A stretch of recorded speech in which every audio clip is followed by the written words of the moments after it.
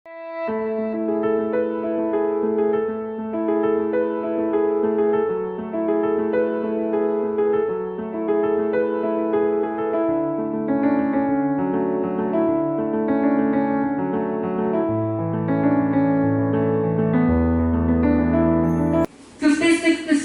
के अंदर जो भी बंधनों के अंदर जेल में बंधे रहते हैं, लेकिन स्तोत्र के प्रभाव से वो बंधन से मुक्त हो सकता है।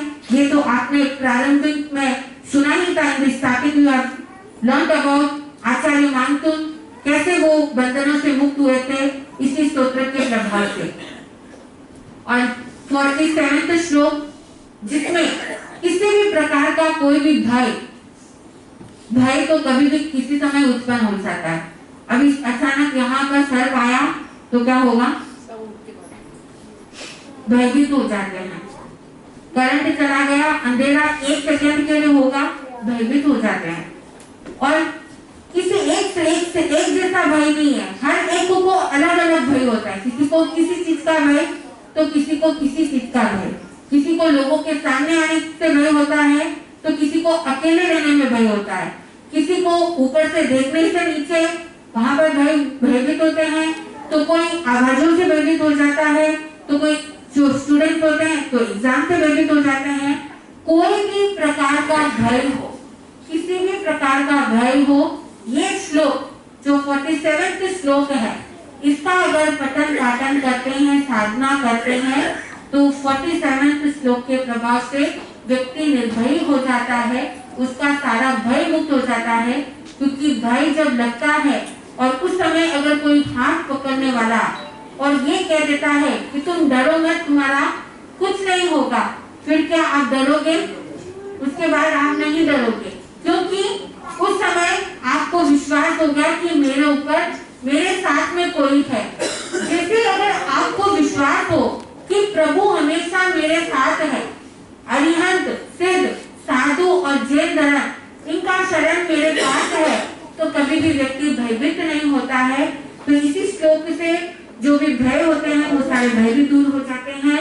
कोई प्रकार का विष, चाहे वह यानी सर्प का या कोई विषीले जानवर का हो, प्रभाव के कारण से वो विष शरीर में फैला, या किसी भी कारण से विष अगर शरीर में फैल जाता है, तो उस पॉइजन को भी, जो जहर है उसको भी अमृत बनाने का कार्य इस भक्तामृत स्तोत्र के अंदर इस 48 श्लोक से होता है।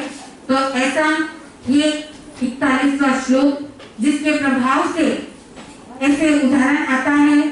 सरवतपुर नगर के अंदर जो गुणचंद्र नाम का एक व्यक्ति था, उसका विवाह दृढ़व्रता के साथ में होता है।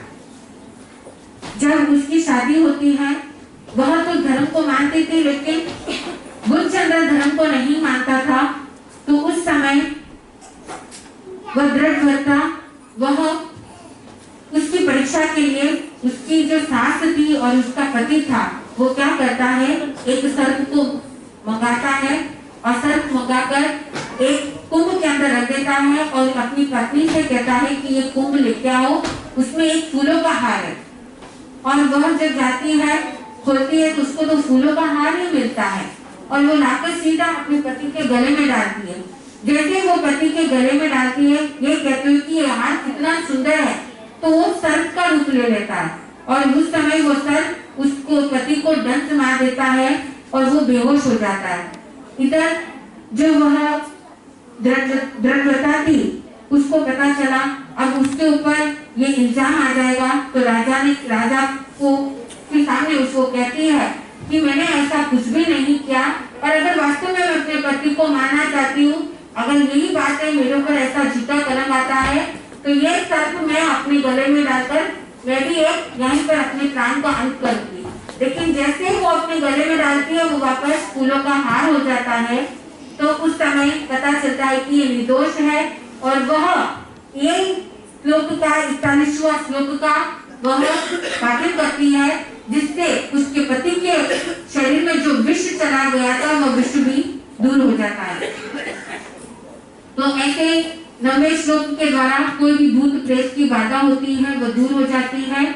और 19वां श्लोक अंतिम में एक ही चीज, चाहे कितनी भी कोई भी परिस्थिति हो, कुछ भी हो, हर एक के अंदर कामनाएं होती है और कामना अगर पूर्ण हो जाती है तो सारे दुख भी पूर्ण हो जाते, दूर हो जाते हैं।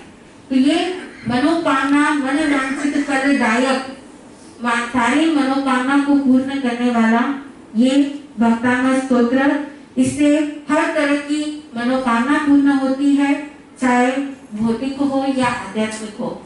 परंतु अगर आप, एक किसान अगर बीज बोता है, वो अनाज को छोड़कर अगर घासी पे ध्यान देता है तो उसको क्या समझेंगे, ये आप लोग जान लीजिए।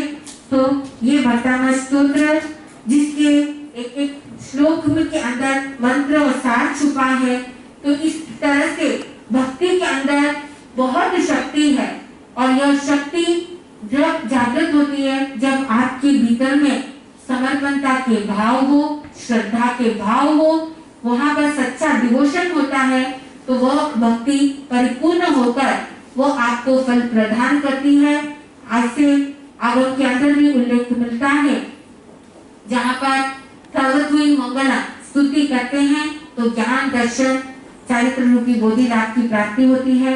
तो आपको भी ये भक्तांग स्तोत्र आपने अभी सुना था, इसके बारे में ज्यादा समय नहीं है, इसलिए मैंने कुछ इसके बारे में आपको बताया था।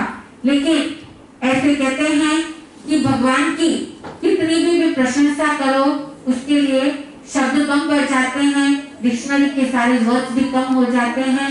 तो भगवान की स्तुति करते हुए भगवान का कितना भी हम गुणगान करें, ये कम है।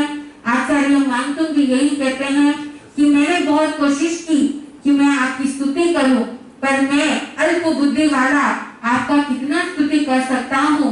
तो यही बात मेरी भी है कि ऐसे आदिनाथ भगवान जो तीर्थंकर भगवंत है, उनका कोई भी व्यक्ति श्रद्धा भाव से गुणगान करेगा, एक दिन वह भी उनकी तरह बनकर शास्त्र सुखों की प्राप्ति करेगा। इन शब्दों के साथ में